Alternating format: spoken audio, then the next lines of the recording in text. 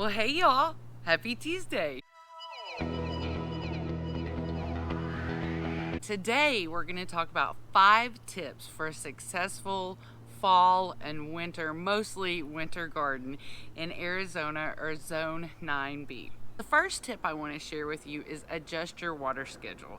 That really came to mind to me in the last couple days. It was right after we had irrigation because we got a big heavy flood and most of my bags were flooded up the sides this high. So this morning, instead of just doing my regular watering, because now I'm 3 days since I got water, I went around with my moisture meter and gave everything a quick check, and there were some things that could use a drink and other things that were perfect. So I'm probably gonna hold off until the morning to water again. So if you've been watering twice a day or your drip system does a certain system for the summer, now is a good time to adjust your watering schedule so that now we're not overwatering our plants that aren't drying out as fast as maybe they did in the summer months.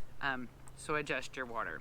My second tip is to maintain your fertilizing schedule, whether you fertilize monthly or you have some other program that you do maybe on a bi-weekly schedule, but don't forget to fertilize. If I'm honest with you, it occurred to me that my garden hasn't really been fertilized since the 1st of June.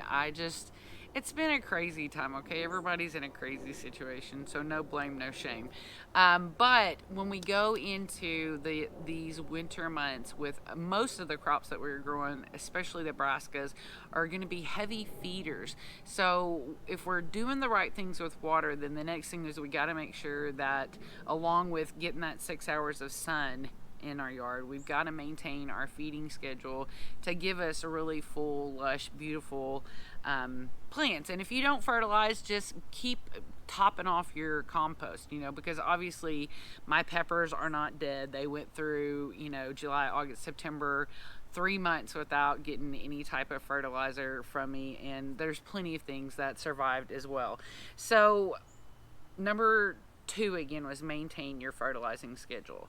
And then tip number 3 is think ahead for the cooler mornings and overnight temperatures that are going to be coming as early as the 1st of December. Like December 4th has got, we're going to be waking up to like 40 degree temperature. So again, in certain areas of the valley, that could be high 30s or mid 30s. So you're gonna want it. It's good now to think about it instead of like December 3rd when that happens. So there's going to be spotty times in December, and then I'm sure a couple more in January. So, and this is really more for your overwinter crops like my peppers, my eggplants, my tomatoes, and most of those things are situated that I can easily throw anything on them. So when I say think ahead for old sheets, old shower curtains, frost cloth. If you have it, you don't have to go make a big investment. I mean, it's definitely not as vital as shade cloth.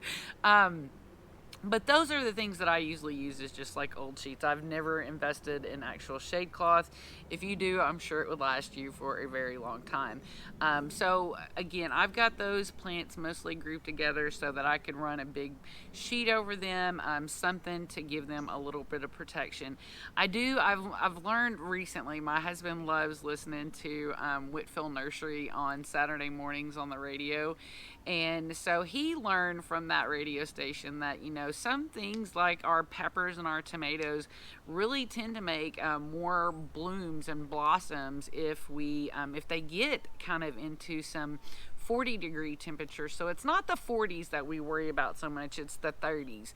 It's the 30s when that little bit of dew is on the plant in the morning and it gets chilly like that and it wrinkles up those leaves real bad. So think now, before we get into the hustle and bustle of Thanksgiving in November, sometime in the next couple weeks, just think about what am I going to do when I start paying attention to all-purpose mom saying that it's about to get cold and you want to cover up your overwinter stuff. Now, your brassicas, your broccoli, your peas, all the things that are on our planting list right now, they do not need to be covered. They are ready for this, and actually those cooler temperatures tend to make especially things like Brussels sprouts sweeter, better, greater, so you don't have to worry about covering those up. And so that again is tip number 3, is to think ahead about some frost protection no matter what you've got in any way. Just think about that. And then number 4, kind of along those same lines, is know when to hold them and know when to fold them. And what I mean by that is there's things that I'm intentionally overwintering, like my peppers, like my eggplant, like the tomatoes that have recently been planted, not ones that came all through the summer with me. I do not have any tomatoes like that. But there's other things like my watermelon. Like by Thanksgiving, if my watermelon, and it is getting bigger and bigger every day, but by Thanksgiving, that watermelon plant needs to be done. And every day I think about pulling my pumpkins, but now the one that's in the raised bed has got like 4 or 5 of the little wee that'll basically be cute little decorative pumpkins, but they're on there. But by the, like I said, by Thanksgiving, there's no way I'm going to be trying to cover up what's essentially going to become Aphidville. So that's what I mean when I say know when to hold them, know when to fold them. Now, if you've got some awesome microclimate where you've got a zucchini that's tucked in between something else that's a pepper or something else that's going to maybe give it some extra support in those cooler months, and you've done this before, do your own thing. But if you're like me and you're not some pro at keeping squash or melons alive in the winter, my experience is the aphids are gonna get them. So that's what I'm saying. So if there's things like that you're not intentionally, like I did not go intentional for those to go this long, then know when to hold them and know when to fold them. And then tip number 5, and this is the most important tip I feel like, is harvest early and harvest often. And that goes for different plants in different ways. So I'll start out with, sorry for scratching, because no matter how much I try to take care of myself, there's always ants or somebody that wants to bite me. Okay, so I'm going to start out in that category of harvest early and often with radishes, carrots, and peas, because these are plants that germinate fast and they grow fast, especially if they're in a really good sunny spot that's fertile. So they germinate fast, they grow fast, and they harvest fast. Some of them you can harvest inside of 30 or 60 days. So harvest those early and often along with your peas, and keep planting them. Because if you can get radishes in 30 days and you eat them like we do, which is they barely make it from where we dug them out and washed them past there. They don't go past there because we eat them. So those 3 things especially, harvest and keep planting and keep eating them. As far as broccoli go, even though we're used to getting this giant head of broccoli at the store, if you've planted several plants, you're going to get multiple heads. So think about harvesting your heads a little bit more medium sized, and then maybe that one and another one from a plant will get you a meal for the night, and then that's going to push the plant into making lots of more side shoots. And then, and side shoots are our favorite thing, because we can be making lunch and come out here and snip side shoots to have as a side snack on our lunch, or a little veggie tray or something even. So that's a good reason to harvest often and early with your broccoli, is to keep that cycle of broccoli going. And the reason why it keeps going is because we always have to remember the beauty of brassicas is where we're accustomed to eating them, the stage at which we're accustomed to eating them, they're immature, because a broccoli really is looking to go all the way to making flowers. So those little bitty things at the top of the broccoli head, those are just premature flowers. So it's going to push itself as a plant to make more side shoots, because it is set on making seed as a part of survival for its species. So my third little thing in that category is cauliflower.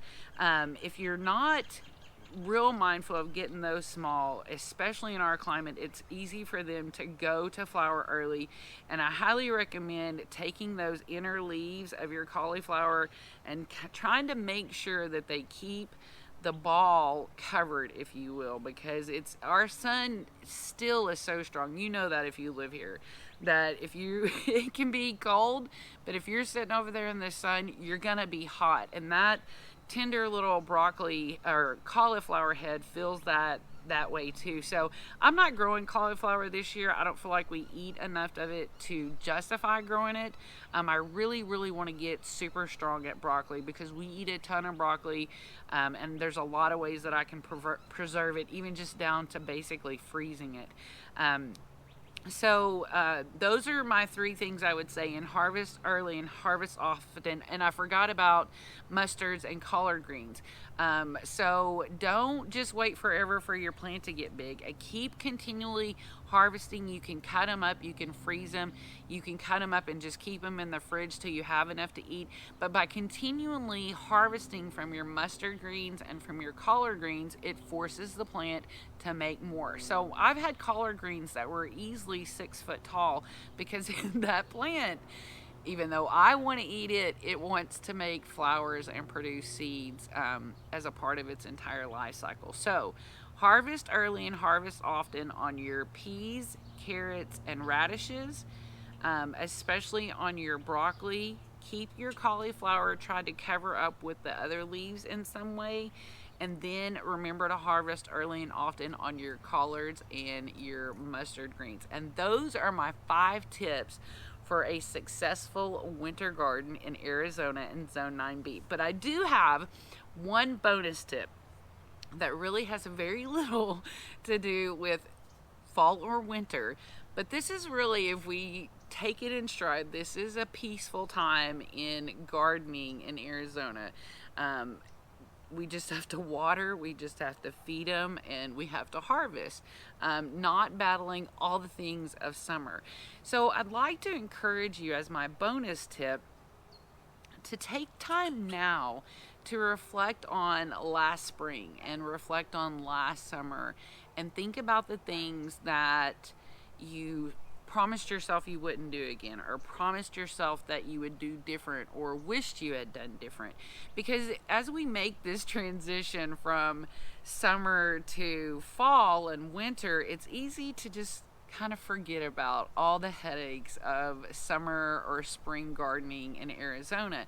So now I think is a great time, not today, not this week, but kind of put it in your mind to start reflecting and start making maybe mental or handwritten or digital notes about things that you want to do differently in your garden. Is it maybe putting things in a different spot? Is it maybe realizing that you really do need shade cloth? Is it realizing that you need to be more proactive with compost or your fertilizing schedule?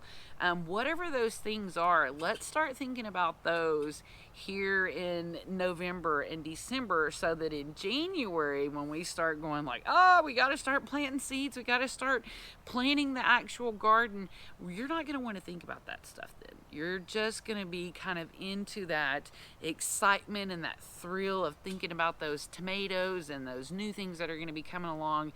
And you're going to forget. It's like having a baby. You forget about all those nights that you didn't get sleep and maybe what you could have done differently. You just are so excited about having a new baby or a new garden, because that's kind of what it is every season for us. So quick rundown real quick. 1, adjust your water. 2, maintain your fertilizer. 3, think about frost coming in December and January. 4, harvest early and often. 4 is know when to hold them and know when to fold them. And 5 is harvest early and often and start thinking about next year. So I hope you found these tips helpful. We had a crazy week again because my oldest daughter is apparently the champion for the number of quarantines that she's been in. She hasn't been sick, but when you're in school and someone else gets sick, depending on where you're at, you get quarantined. So we went through another quarantine last week, and that's okay because the girls are real efficient on working online, and their school has everything really set up fluid like that. But I've still got a lot of things to do in my garden, and if you're like me and you have ups and downs, just take it in stride, and when you get little spurts of energy, go out there and get something done. And until next time, have the best day ever, friends.